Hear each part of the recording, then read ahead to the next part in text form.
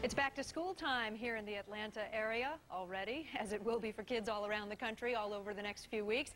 Children return to class sporting the latest backpacks, lunch boxes, and sometimes even a bit of nervous excitement.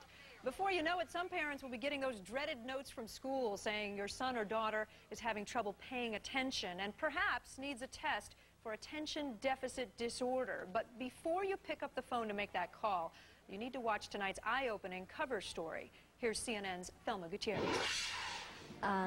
Does your child have trouble reading? It broke my heart that he had so much trouble. How about daydreaming or getting antsy in school? He would be looking everywhere but at the teacher. Does your child have a short attention span and trouble following directions? The doctor recommended that we put him on Ritalin.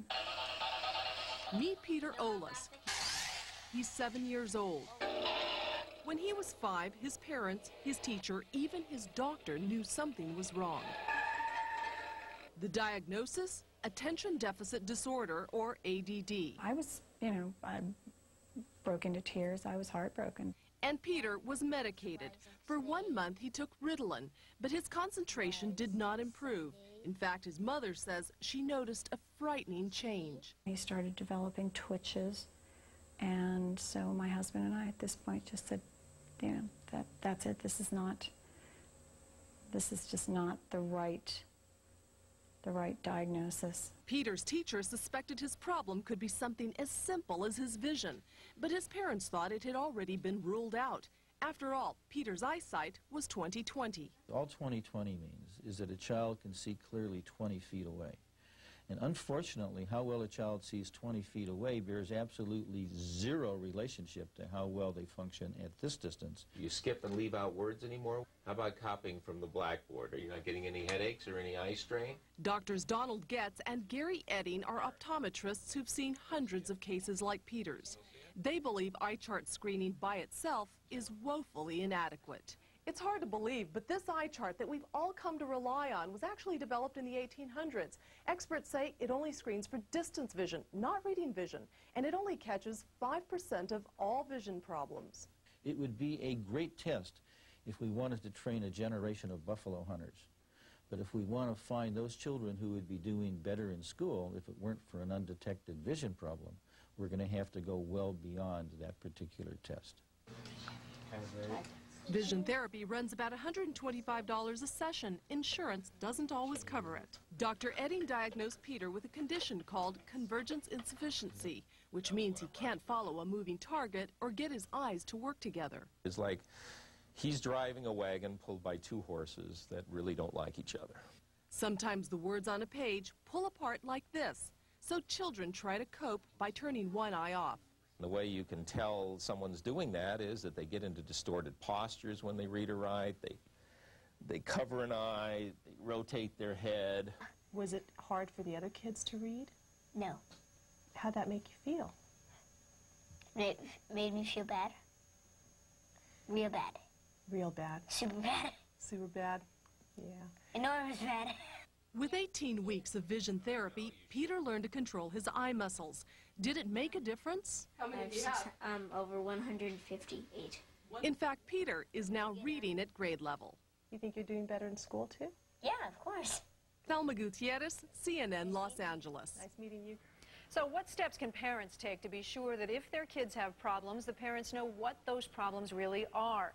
Behavioral optometrist Gary Edding, who you just saw in Thelma's report, and his partner have written on vision problems being diagnosed as ADD or other disorders. He joins us now live from Los Angeles. Doctor, thanks for being with us. Thank you. Let's start with the numbers. Do we know how many children we're talking about, how many kids are being misdiagnosed with ADD and really have a vision problem? No, I think it's really difficult for us to know that because many times there are many underlying causes, vision being one of the primary ones. Well, in the story that we just saw, the young boy had what you call convergence insufficiency. Is that the problem that's most associated with ADD? Well, as far as visual problems go, it is one of the more common ones. We see a lot of focusing problems and other eye-teaming problems that are associated with it as well. And how do you know? How do you judge that it is a vision problem as opposed to ADD, attention deficit disorder? Well, we do a comprehensive visual evaluation, and all the tests that we put the child through are standardized, and we can find out whether or not they have the visual abilities that are appropriate for their chronological age. You're an optometrist, so I'm going to be a devil's advocate for a minute. Cynics might say, look, of course this guy is going to say it's a vision problem. That's your business. If you would want children to be treated for vision problems rather than something else, it might be more lucrative for you. How do you respond to that? Well, my response is that I don't believe that all attention problems are due to vision problems. I think many of them are due to undetected auditory processing problems, there's sensory integration problems, nutritional reasons, emotional reasons, and even more importantly, educational reasons. We just remove a visual roadblock that's interfering with the child's ability to respond to the educational process.